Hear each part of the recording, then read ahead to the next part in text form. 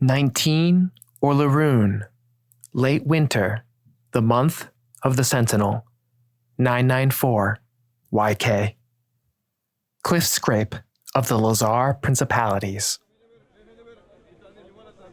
Cliffscrape is one of the most trafficked ports in the collection of islands that make up Lhazaar. It's comprised of pirates, sea barons, and merchant traders that haul shipments to and from ports like this, which has made it easy for someone like Graff to blend in undetected over these past 2 years. Graff has been sewing the seams together of various ships, their schedules, and most importantly, their shipments. Simply labeled Crate 300, this wooden cargo container has been en route for months, traded from one ship to the next, to reach its final destination in the nation of Awandare. The crate is to be unloaded and reloaded onto a different ship here in Cliffscrape.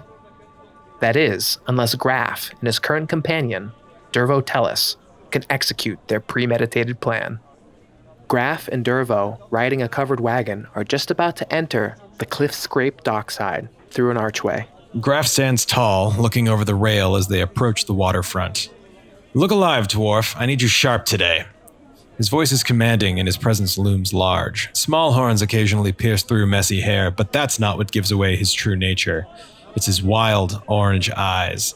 They flash. "Today's the day, Dervo. No second chances." He's an older dwarf that has seen his fair share of battles during the last war, and has decided to put his bloodhound focus into securing valuable goods for the right groups at the right price. Dervo slows the cart a little bit. "I'm not worried about me, Dervo." He smiles as he adjusts his patchwork armor, and then just snaps. He leaps off the wagon and heads towards the archway. And Dervo, making his way slowly to the docks, sees an incoming ship, the Emerald Dream, carrying the mark that you've been watching for the past 2 years. With that, Dervo steps out onto the dockway and signals the ship into the port, giving them directions with his hands and flagging them down. But clearly the crew has it under control and are paying him no attention whatsoever. Graff just shakes his head and says, "If only he was taller." Before you know it, the crew of the ship starts unloading various sized crates onto the dock. Some of these shipments are being transported into other small boats, some are being loaded up and brought into town, but the crates Dervo specifically pays attention to. He orders some of the crew to stack on the back of his wagon. One of these crates is very large. It stands 5 foot tall, 4 feet wide, and 3 feet deep. It's taller and larger than Dervo, but he has his eyes locked on it. Printed on the side in a vertical typeface, the numbers 300. Crate 300, it seems like.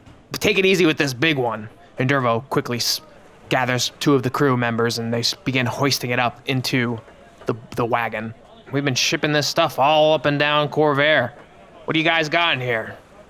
And Dervo, true to his task, none of your business, he says. "Yeah, it's never our business, but we always gotta ask. Got machine parts." Just as they knock over one of the smaller chests that tumbles onto the dock, cracking open and scattering gold pieces everywhere like a festive piñata. "Machine parts, huh?" And the other pirates start scrambling to pick up the loose coins. And as they look up to the other chests on the wagon, they see it driving off into the distance. Dervo has taken the helm.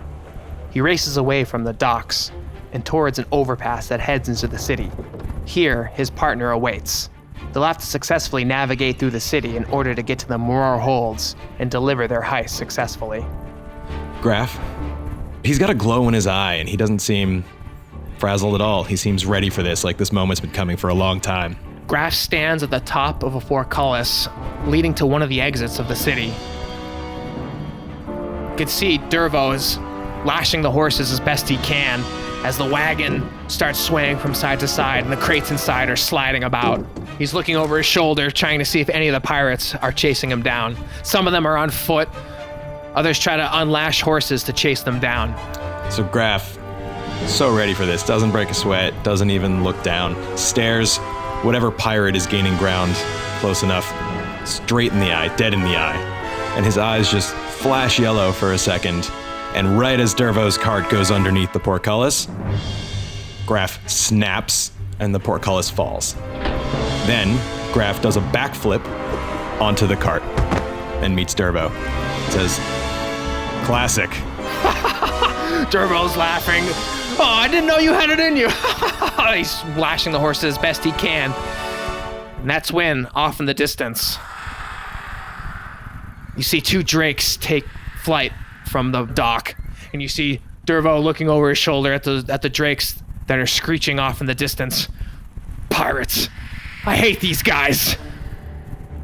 And you two start going off into the distance, deeper into the city, cutting off the dock from the rest of the city. "Graff, what do we do? What do we do?" We keep riding. If they get too close, we fix it. Dervo's doing his best to lash the horses as the wagon starts bouncing up and down with all the paved roads. The drakes are gaining ground. As you can see, they're each piloted by a pirate. They have big long spears and nets. Graff doesn't break his smirk, and he just quietly lifts an arm and pulls out one of many hidden knives and holds it up, waits until the drake is maybe 75 feet and gaining, and you see just like this little yellow crackle flash around the knife as he throws it in a movement that's almost too fast to see. With a blurp, that knife travels the distance and erupts in a giant arc of orange electricity, sending the pirate into a tailspin into the ground. He bumps off the ground a little bit, knocking over a cart full of cabbages, and they fly up into the air. Just as the other drake starts flying in, and again, Dervo looks over his shoulder to see where the drake is, and the drake lashes out with his giant claw, scraping his face, cutting his eye open, and just sending blood all over the place. And Dervo's trying to grab what's left of his dangling eyeball. All right. So now Graff is just like, this is much worse than I expected. To be totally honest, he really thought he had the situation under control. But now that Dervo's eye is just hanging out, he reevaluates his plan slightly. So tell me exactly the position of the drake. The drake has just flown by and attacked Dervo and is now hovering above the cart and trying to keep ground as you guys are moving deeper and deeper into the city. You start like knifing back and forth in between different streets as best as you can, but the without any other distractions, the drake definitely has you guys pinpointed. So it was a hit and run and he went back up into the sky by what, 20 feet, 30 feet? Yeah. Okay. All right. So Graff just locks eyes onto the drake and shouts at the pirate, "What else you got?" The pirate throws down his spear and it just lodges in between you and Dervo, splintering the wood. Thanks. And Dervo, with his last good eye, points off in the distance. You can see that you're about to head into the market plaza, and you can see there's other carts and other wagons that look very similar to yours. Perhaps you guys could lose them in the crowd. You could even probably take control of another one and create a diversion.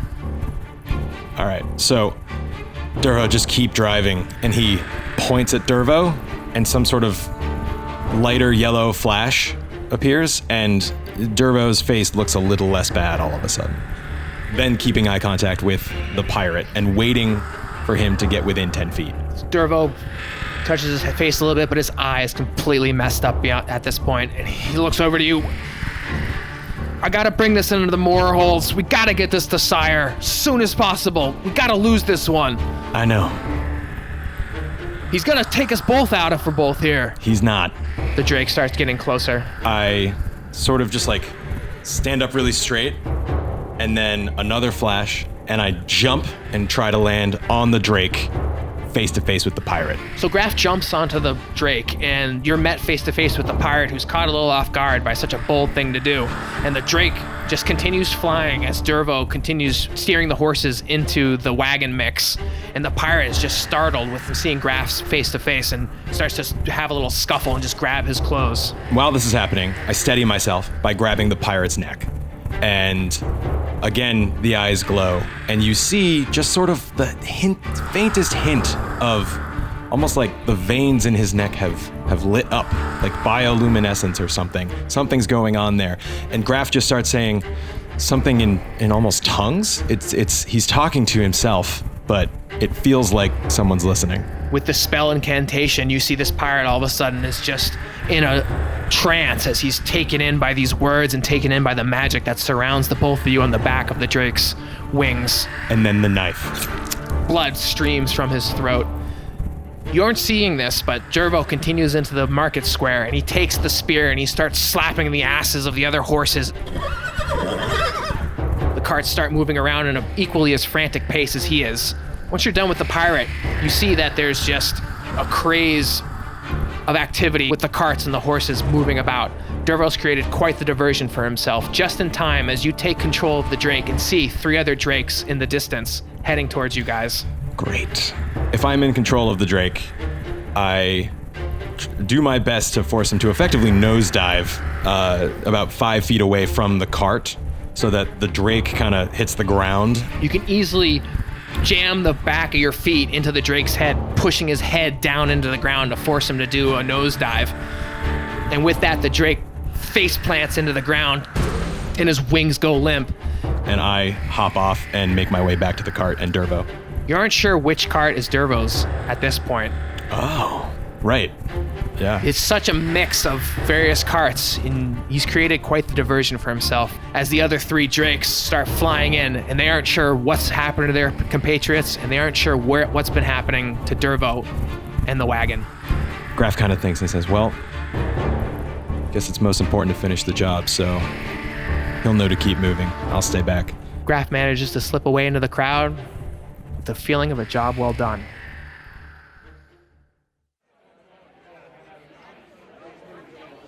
Graff finds himself in a seedy bar, far and away from the edges of Cliffscrape, where no familiar face could find him. Here he finds a warm drink and some shit on a shingle, and just as he's about to kick back and celebrate the success of his 2-year mission, he overhears, "Hey, did you hear about Sire? No way! Gone? Really? Everything?" Murmurs of the morning have finally reached the outskirts of the nation, and he hears about his beloved sire being consumed in some magical fog. "I hear some people couldn't even escape the lightning rail. A train came through and everyone in it was completely turned to dust. No way. I heard that monsters are coming out of a giant rip in the ground and slaughtering people left and right. No way. This is the work of House Cannith. I think they're trying to turn us all into Warforged." And rumors abound of what's been happening to his nation of sire. Graff just hears all this, and just for a moment, he looks worried. But then he sort of says to himself, I'll believe it when I see it. And as your gaze drifts, it lands to the center of the table, where an empty candlestick holder reminds you of a gift friends once gave you in remembrance. Yeah, Graff just thinks for a second, and, well, it's not like it was ever going to be useful at a different time, and takes out that smelly, nasty incense from the triple bag that he put it in, 3 layers to try and stop the smell, and places it in the candle holder, and snaps, and lights it. This pyramid of incense has been in your possession for these past 2 years, and almost in a celebratory way. It's mixed with a moment of remorse, perhaps even mourning. So maybe you light it in memory of a nation gone by. You don't quite believe it. Your words and thoughts are in a bit of a denial, but you do feel a grave moment. And the atmosphere is accented by the incense that you've lit. The attendants here don't even take notice of the horrible smell that you've lit. It's almost as if it's meant to be in a place like this, in a seedy tavern on the edge of Corvair. And as the incense burns, something within it catches your eye after a long, slow, flickering flame. At the base of this pyramid, there seems to be a journal encased in the incense, pages wrapped in bound leather. So he snaps again to stop the flame, and reluctantly reaches in to what's left of the smelly incense, and pulls out this book. I did not expect this. This binding of worn blank pages is bound in a deep, dark hide of leather. The pages are blank. What was Kali planning here? I leaf through looking for anything maybe put in the pages. I hold it up to the light. The only thing you notice is it's void of any stench. Nothing. I think for a moment and flip back to the first page and just write The Rabble. And underneath, I say Day 1. As you write those words on the page, just as you finish putting the period in, they slowly disappear. This was a prologue introducing Graff, played by John Selig, one hero in Eberron Chronicles Oracles of War, a D&D 5e Adventurers League campaign DM'd by Alex Laferriere. Influence this game and story at EberronChronicles.com and subscribe to this show wherever you get your podcasts. You are our Dragon Shards and keep this show powered.